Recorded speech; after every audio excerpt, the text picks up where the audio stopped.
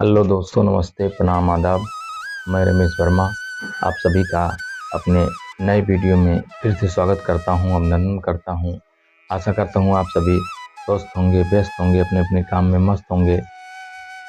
साथियों, सबसे पहले मैं आप लोगों का तहे दिल से धन्यवाद देता हूं, जो आप लोग इतना प्यार दुलार हमको दे रहे हो, उसके लिए तहे दिल से आपका शुक्रगुजार हूं। साथियों, आप लोगों से रिक्वेस्ट है हाथ जोड़कर, जो लोग मेरे चैनल को सब्सक्राइब नहीं किए हैं, कृपया वो लोग मेरे चैनल को सब्सक्राइब कर लें, लाइक कर लें और शेयर करें और कमेंट करें। साथियों, और ऊपर वाले से यही दुआ करता हूँ, जो भी ऑडियंस मुझे देख रही है, ऊपर वाला उनको सही सलामत रखे और वो जिस ऊंचाई पर जाना चाहते हैं, उस ऊंचाई पर उनको ऊपर वाला पहुंचाए। ऊपर वाले से यही दुआ है। साथियों, जीवन में आशीर्वाद और प्रार्थना में बहुत शक्ति होती है। साथियों, केवल अपने दिल में विश्वास होना चाहिए। तो साथियों, आप लोगों से यही रिक्वेस्ट है फिर से कि जिन लोगों ने मेरे चैनल को सब्सक्राइब नहीं किया है, वो लोग मेरे चैनल को सब्सक्राइब अवश्य कर लें, जिससे कि मेरी वीडियो आप लोगों के पास पहुंचती रहे। और मैं कोशिश यही करूंगा कि आप लोगों को मोटिवेशनल वीडियो कहानी के माध्यम से, शायरी के माध्यम से आप लोगों को भेजने का प्रयास करूंगा, जिससे आप लोगों को जो है जीवन में आगे बढ़ने के लिए पॉजिटिविटी मिलती रहे। चूँकि साथियों, इंसान सब कुछ कर सकता है, लेकिन अगर वह पॉजिटिव सोच रहा है तभी, अगर वो निगेटिव सोच रहा है तो कुछ नहीं हो सकता है। तो साथियों, इसीलिए मेरा मानना है कि आपको मैं पॉजिटिविटी की टेबलेट हमेशा देते रहूँगा, कहानियों के माध्यम से, शायरी के माध्यम से, मोटिवेशनल वर्ड के माध्यम से आपको मैं देता रहूँगा। साथियों, बस आप लोग मुझ पर प्यार दुलार अपना बनाए रखिएगा। दोस्तों, बस यही दुआ है कि आप लोग हम पर प्यार दुलार अपना बनाए रखिएगा। और साथियों, आज का मेरा वीडियो दोस्ती के नाम पर समर्पित है। साथियों, मेरा मानना है कि इंसान के जीवन में एक अच्छे दोस्त का बहुत महत्व है, क्योंकि जिसके जीवन में एक अच्छा दोस्त होता है साथियों, उसके जीवन में कभी भी कोई प्रॉब्लम आती है तो दोस्त उसको अपने आड़े हाथों ले लेता है। एक सच्चा दोस्त आपके लिए ढाल के समान होता है। लेकिन साथियों, आज के समय में दोस्ती की पहचान करना थोड़ा सा मुश्किल हो गया है, क्योंकि दोस्ती भी बड़ा स्वार्थपना में बदल गया है। क्योंकि लोग अब दोस्ती भी उसी से कर रहे हैं जिससे अपना कोई मतलब निकालना हो। लेकिन फिर भी मेरा मानना है कि 1000 दोस्त से बेहतर एक दोस्त है।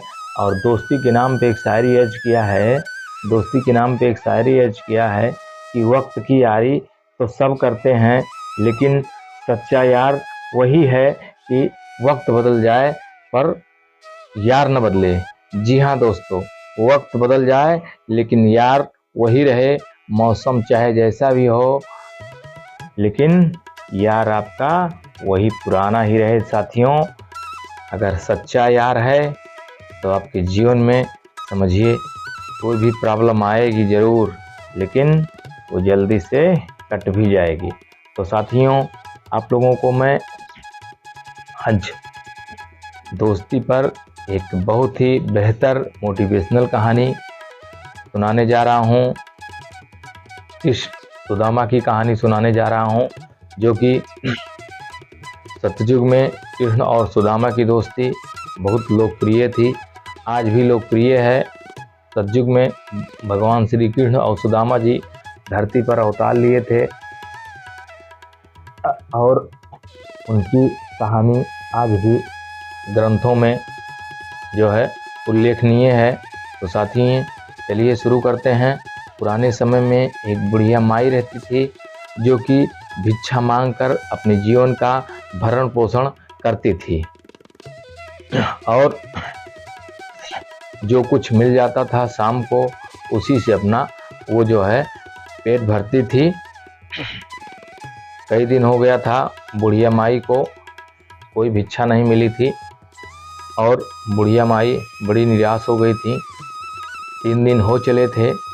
तीसरे दिन बुढ़िया माई ने ऊपर वाले को याद किया, ऊपर वाले से प्रार्थना किया कि हे प्रभु, आज 3 दिन हो गया है, अन्न का एक दाना भी हमको नहीं मिला है। अगर आपकी कृपा होगी तभी कुछ संभव है, अदरवाइज कुछ संभव नहीं है। और प्रभु ने बुढ़िया माई की सुन ली और उसी दिन बुढ़िया माई को कुछ चने जो है पोटली में मिल गए और बुढ़िया माई भगवान को मन ही मन धन्यवाद दी, जोहार की और जो है चने को लेकर के अपनी झोपड़ी में आ गई। शाम ढल चुकी थी। बुढ़िया माई सोची कि ये प्रभु की देन है, प्रभु ने हमको दिया है, तो इसका पहले मैं प्रभु को पहला भोग प्रभु को लगाऊंगी, उसके बाद खुद मैं निवाला जो है अपने अंदर डालूंगी। और ऐसा सोचती हुए बुढ़िया माई ने झोपड़ी में जो है उस पोटली को, चने की पोटली को टांग दिया और रात्रि में जो है वो जाकर सो गई। रात्रि में जाकर सो गई। रात्रि में बुढ़िया माई की झोपड़ी में कुछ चोर घुस आए तो इधर उधर चोर ने देखा, कुछ नहीं मिला। अंततः चोर की नज़र बुढ़िया माई की पोटली पर गई और उस पोटली पर नज़र जाते ही चोर ने तुरंत उस पोटली पर झपट्टा मारा और झपट्टा मारकर पोटली को अपने हाथ से ले लिया। उसको लगा कि सोने चांदी और हीरे जवाहरात होंगे और चोर पोटली को लेकर सरपट भागा। सरपट भागने के बाद जैसे ही बाहर निकल रहा है तो पड़ोसी लोग देखे तो समझ गए यह चोर है और चोर को पीछे से दौड़ा लिए। चोर भागते भागते आगे जंगल के किनारे पहुंचा, जहां पर एक ऋषि मुनि का गुरुकुल था, जहां पर भगवान श्री कृष्ण और सुदामा दीक्षा ले रहे थे गुरुकुल में। वहीं पर पहुंचा तो उसको लगा कि अब मैं पकड़ा जाऊंगा और उसने चने की पोटली को वहीं गुरुकुल में फेंक कर और आगे चलता बना। तब तक सुबह हो गई और उसके बाद बुढ़िया माई सुबह उठी और चने की पोटली खोजने लगी। चने की पोटली नहीं मिली तो बुढ़िया माई मन ही मन निराश हुई और क्रोधित हुई और काफ़ी क्रोधित हो गई। उसी क्रोध में बुढ़िया माई ने श्राप दे दिया कि जो भी उस चने को खाएगा वो जीवन भर दरिद्र ही रहेगा, उसका कभी जो है उद्धार नहीं हो सकता है। और बुढ़िया माई ने उसको श्राप दे दिया। और इधर चने की फेंकी गई पोटली को ऋषि मुनि ने जो है उठा लिया। और साथियों, गुरुकुल में होता क्या था कि शिष्यों को दिन में लकड़ियाँ इकट्ठा करने का काम मिलता था और उसी लकड़ियों से शाम को भोजन बनता था। तो कृष्ण और सुदामा को दिन में लकड़ियाँ इकट्ठा करने का काम मिला था। तो ऋषि मुनि ने चने की पोटली को सुदामा जी को